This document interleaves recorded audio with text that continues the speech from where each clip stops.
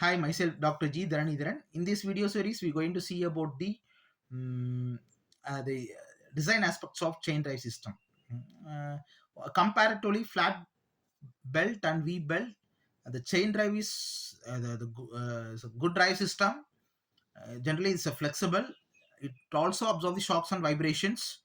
The survival is comparatively high compared to flat belt and V belts.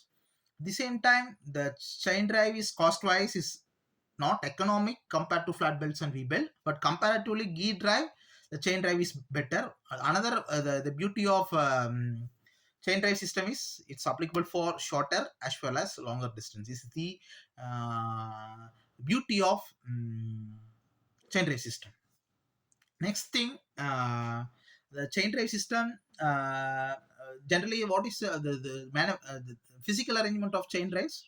Chain drive consists of number of links connected by pin joints.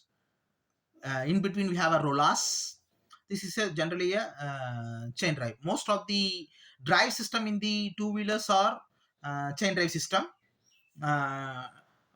but the slippages is comparatively low, but we have a slighter slippages also. Most of the two wheeler you are and also bicycle you have faced those slippages.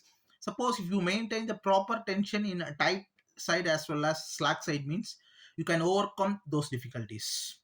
At the same time, the very important thing, based upon the chain drive selection, you can design the sprocket also. So the design wise, somewhat complicated compared to flat belt drive system and V belt drive system. What is the steps to be followed to select the chain drive system? What are the types of chain drive generally available? Means we have a simplex chain. It's nothing but a single row chain is generally a simplex chain. Duplex chain is a double row chain. Triplex chain. Generally, the simplex chain is generally a light duty chain drive. Duplex is medium duty chain drive. Triplex is generally a heavy duty drive system. For example, what are the uh, um, generally is a iterative process. We're not going to design the chain drives, like we're not going to design the um, um, pin.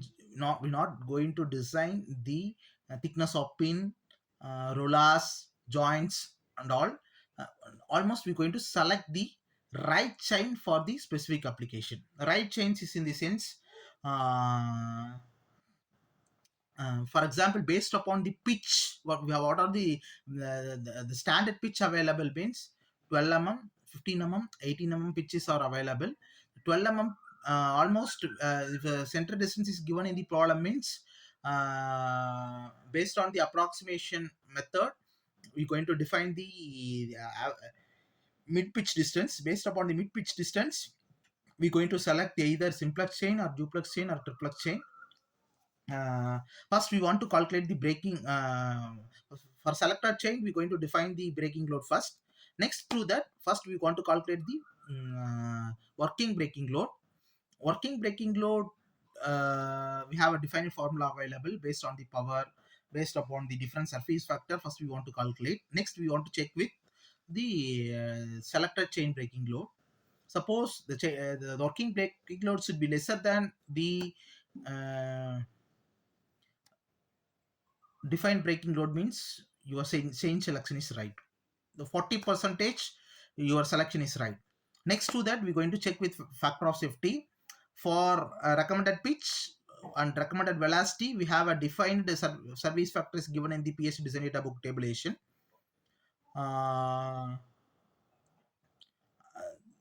those factor of safety we can check with first. Next we going to calculate the working factor of safety. The working factor of safety should be higher than the recommended factor of safety. Next, the 30 percentage your chain selection is right.